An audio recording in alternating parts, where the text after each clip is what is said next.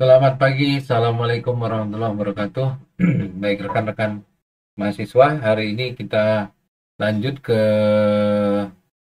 untuk general banking ya. General banking mengenai sesi 10. Di sesi 10 ini kita akan mempelajari mengenai standar layanan oleh bank ya.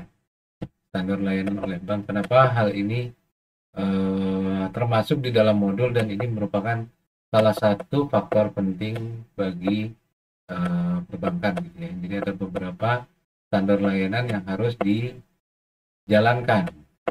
Ya, karena penting karena begini ya, teman-teman, bank itu adalah perusahaan jasa. Jadi sebelum masuk ke sini, saya ingin menjelaskan sedikit mengenai marketing mix dari perusahaan jasa.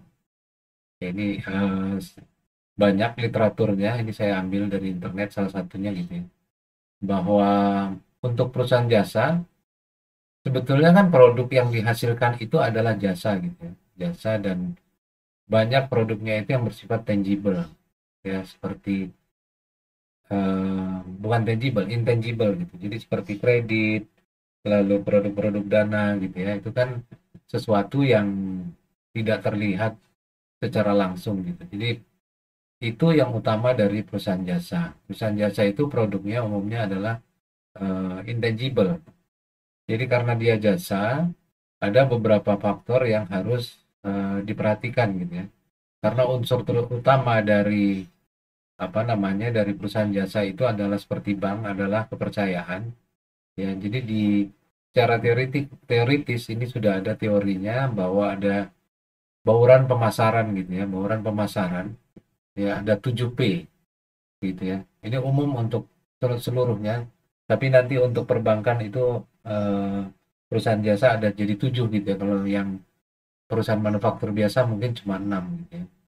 Jadi mulai dari produknya, price-nya, pemberian harga, pricing, place ini adalah saluran distribusinya gitu ya. Misalnya untuk bank ini adalah cabang gitu ya. Promotion, kegiatan promosi yang dilakukan gitu ya. Strategi marketingnya. Lalu people. Ya, people ini orangnya. Nah, ini untuk perusahaan jasa termasuk penting gitu ya. Termasuk penting kenapa? Karena harus orang-orangnya itu harus capable dalam menjelaskan jasa yang diberikan. Lalu ada proses, ya ini yang berkaitan juga dengan sebetulnya dengan standar layanan ya. Proses yang diharapkan itu adalah cepat. Dan lalu yang terakhir ini physical evidence. Ya, physical evidence itu bukti-bukti fisik gitu ya. Jadi kadang-kadang kalau kita lihat, oleh karena itu kita lihat sering gedung-gedung atau ruang kerja perbankan atau cabang itu dibuat sedemikian rupa baik gitu ya untuk menunjukkan bukti-bukti fisik gitu ya, physical evidence yang berguna untuk menumbuhkan kepercayaan bagi konsumen. Ya, ini basicnya sebetulnya pemikirannya seperti itu. Baik, saya lanjut lagi ke materi gitu ya, kita mengenai standar layanan ya. Jadi memang bank itu memerlukan standar layanan. Tadi disebutkan ada people, ada physical evidence gitu ya.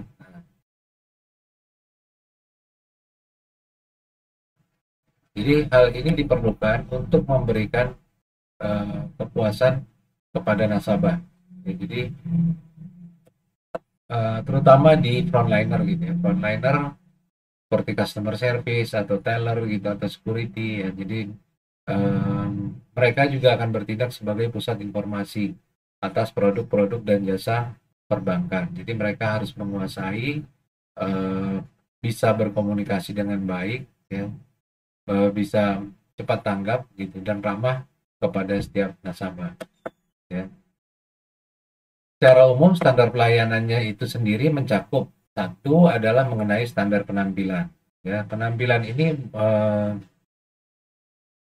standar penampilan petugas gitu ya. Jadi petugasnya sendiri diharapkan gitu ya, akan diminta untuk menjaga penampilan pribadi.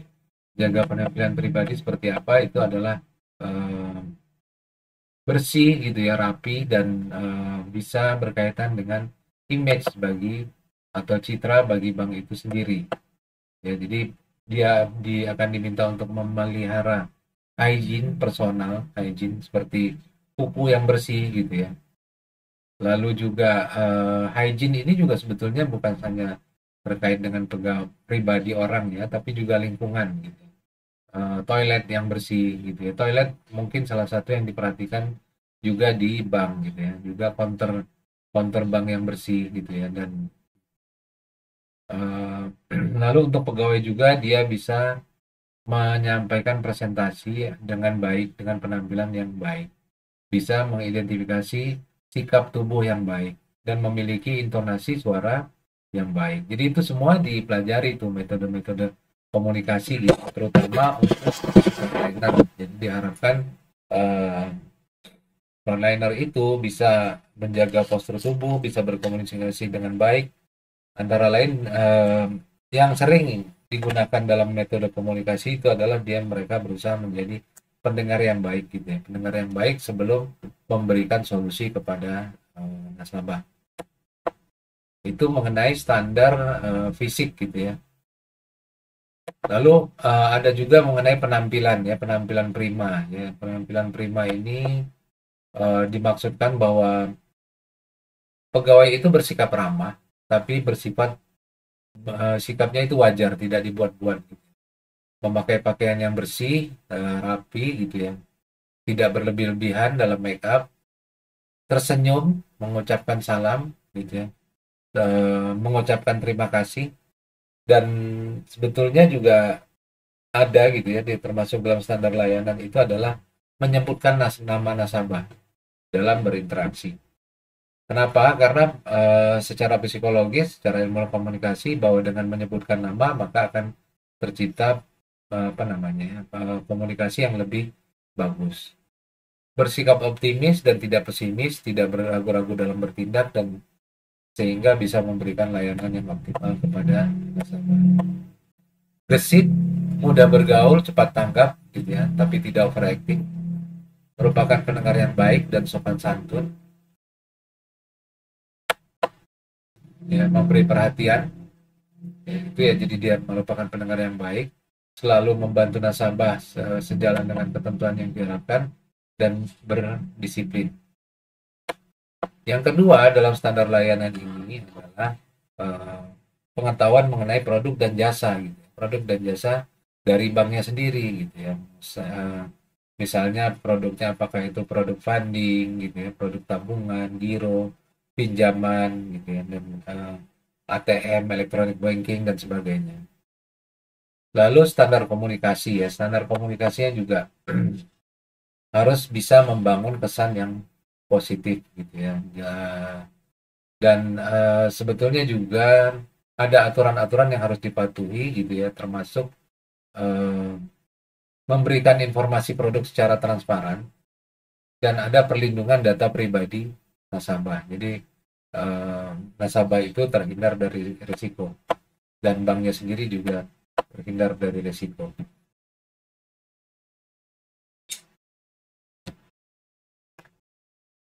Standar lainnya itu adalah prinsip know your customer atau prinsip mengenal nasabah. Ya, ini sebetulnya berkaitan dengan pencegahan dan pemberantasan tindak pencucian uang. Jadi biasanya nasabah itu akan dilihat profilnya sesuai dengan data yang mereka berikan. Ya, jadi kalau profilnya nggak sesuai gitu ya, misalnya ada seorang pegawai nasabah gitu ya, dia sesuai profilnya menyebutkan dia pegawai dengan penghasilan sekitar 5 juta gaji penghasilannya sekitar 5 juta satu bulan. Nanti kalau dia ada transaksi misalnya tiba-tiba 10 miliar gitu, itu bisa termasuk yang perlu diketahui gitu ya oleh bank gitu ya. Bukan bermaksud untuk apa namanya ya. Jadi perlu diketahui karena memang banyak transaksi-transaksi pencucian uang. Tapi nasabah nggak perlu takut sebetulnya dengan ini, karena kalau memang halal itu merupakan transaksi yang legal. Jadi ada prinsip juga di standar layanan itu, prinsip untuk know your customer.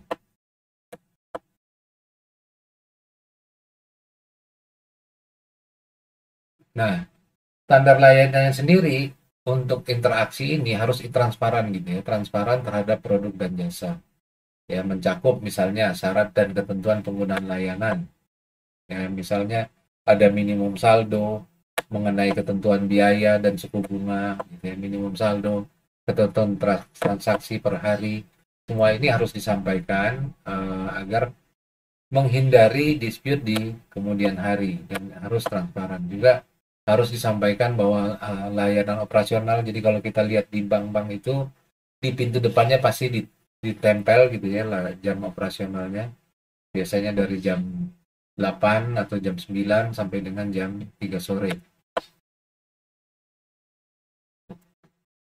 Nah, ini teman-teman bisa lihat ya contoh misalnya eh, Britama gitu ya, Britama. Saya tadi browsing Britama produk dari Bank BRI gitu ya. Di sini ada dijelaskan bahwa persyaratannya usia minimal 17 tahun gitu ya dan maksimal 64 tahun.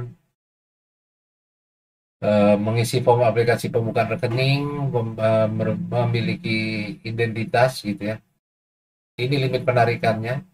Kalau black ini 10 juta per hari dan untuk silver 5 juta per hari. Ya gitu. Lalu administrasi bulanannya sebesar 12.000, biaya tambahan 6.500 untuk kartu dan saldo minimum 50.000. Biaya penutupan rekening 50.000. Nasabah juga perlu menyetorkan setoran awal 10 juta dan biaya administrasi gratis kalau saldonya di atas rata-rata 5 juta. Saldo minimalnya sebesar 50.000. Nah, ini standar-standar ini produk standar dari produk ini harus dideskripsikan secara jelas.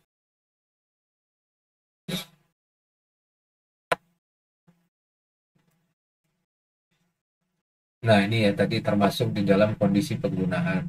Minimum saldo yang harus dipertahankan seperti pertama tadi sekitar 50.000, lalu ada biaya administrasi bulanan sekitar 16.000.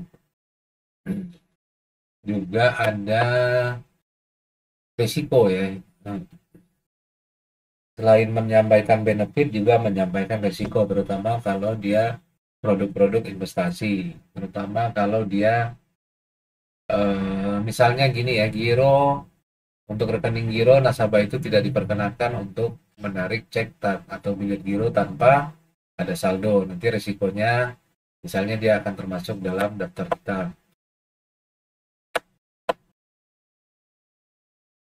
Menjelaskan biaya dan komisi, gitu ya, administrasi bulanan, biaya transaksi, keterlambatan, pembayaran, dan lain-lain. Juga harus memberikan informasi mengenai alternatif produk atau layanan yang tersedia dan sesuai dengan preferensi dari nasabah. Lalu juga ada materi edukasi tambahan seperti manajemen keuangan pribadi, ada investasi atau perencanaan pensiun. Ini akan membantu nasabah dalam menentukan jenis produk yang ingin mereka gunakan.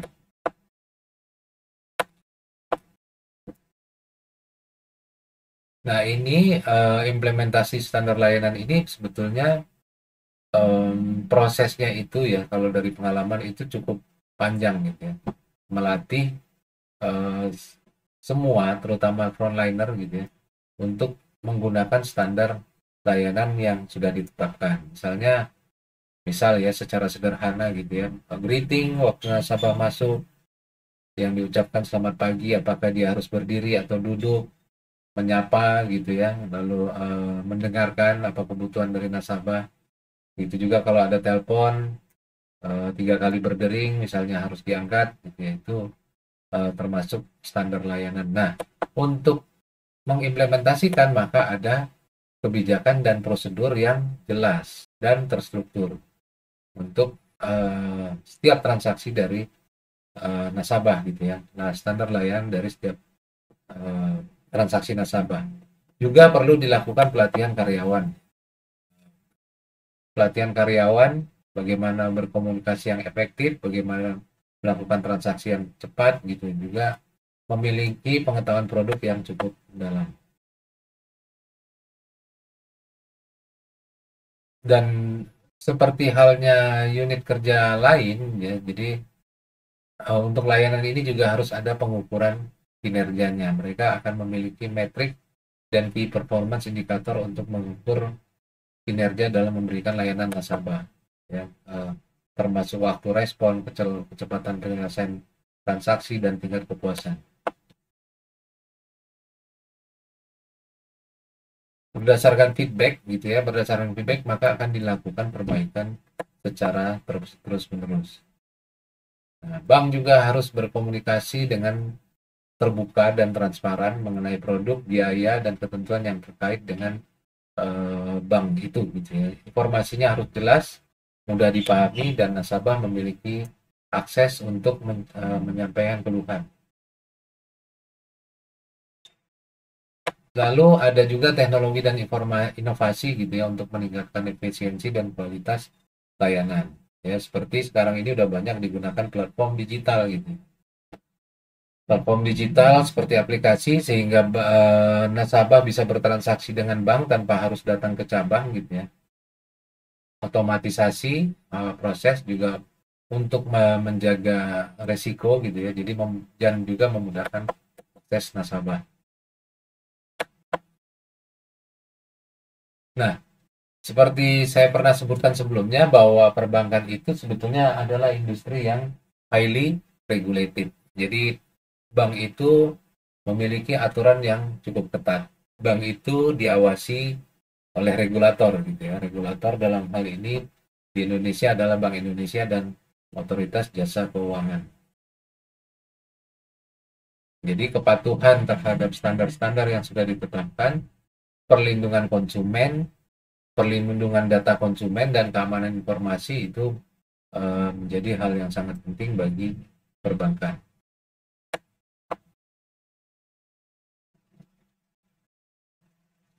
Jadi itu teman-teman, sesi 10 ini mengenai standar layanan, bahwa standar layanan perbankan adalah perangkat kebijakan, prosedur, dan praktek yang diterapkan oleh lembaga keuangan, bahwa layanan yang diberikan memenuhi standar tertentu dalam hal keamanan, kualitas, dan transparansi.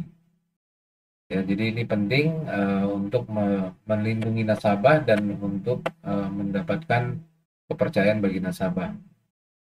Komponen utamanya apa? Pertama adalah kecepatan dan efisiensi layanan. Ini adalah salah satu aspek yang paling penting dari standar layanan. Jadi bank itu harus memastikan bahwa antriannya itu bisa diminimalkan gitu ya kalau di kantor cabang. Waktu responnya juga cepat gitu, dan semua transaksi diproses dengan cepat. Lalu yang kedua adalah handal dan aman gitu ya, bahwa bank itu perlu suatu sistem gitu ya, suatu sistem dengan tingkat keamanan yang tinggi ya, termasuk mengautentikasi transaksi nasabah, pemantauan transaksi secara real time, dan mendeteksi kalau ada aktivitas yang mencurigakan. Ya, mungkin kita pernah dengar waktu kemarin ada kasus di salah satu bank syariah gitu ya, yang ada hacker gitu masuk ya, dan itu berarti itu bermasalah di sisi keamanan ya, di sisi keamanan, dan sempat downtime gitu, sempat downtime berhari-hari, tapi saat ini sudah teratasi gitu. Andal dan aman, lalu transparansi dan kepatuhan ya. Tadi berkali-kali disebutkan bahwa bank itu harus menjelaskan secara transparan mengenai produk dan transaksi mereka, termasuk biaya dan syarat layanan. Lalu berikutnya adalah layanan pelanggan yang profesional. Ya, jadi solusinya efektif dan efisien, komunikasinya itu sopan, membantu, cepat tanggap, dan berikan solusi gitu ya bagi nasabah. Jadi akan meningkatkan kepuasan nasabah dan akan juga memperkuat reputasi bank. Yang terakhir adalah inovasi dan adaptabilitas. Jadi di era saat ini memang mau nggak mau perbankan juga dituntut untuk berinovasi dan menggunakan penerapan teknologi baru ya, seperti mobile banking, aplikasi perbankan digital gitu ya, menggunakan ATM gitu ya, menggunakan customer service mesin. Jadi layanan-layanan bank itu mudah diakses oleh nasabah tanpa harus selalu datang ke kantor cabang. Apa sih manfaatnya dari standar layanan yang tinggi? Satu, bank ini kan bekerja berdasarkan kepercayaan. Jadi ini akan meningkatkan kepuasan nasabah, membangun kepercayaan nasabah. ya, yang mereka nasabah dapat yakin bahwa transaksi mereka aman dan data pribadi mereka terlindungi, ya.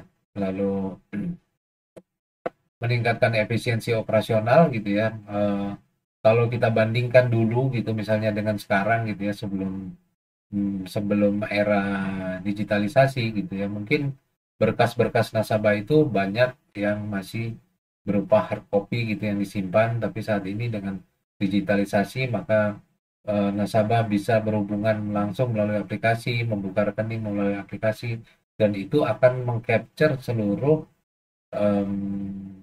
memverifikasi seluruh transaksi dan akan mengcapture seluruh ketentuan gitu ya, ketentuan yang dipersyaratkan, ya, misalnya persyaratan pembukaan rekening dan lain-lain itu sudah dipahami oleh nasabah. Jadi teman-teman kalau buka rekening di aplikasi itu biasanya disebutkan tuh ya, mengenai perlindungan data pribadi, mengenai ketentuan bank, mengenai dan lain-lain, dan itu harus kita centang gitu kalau kita mau membuka rekening.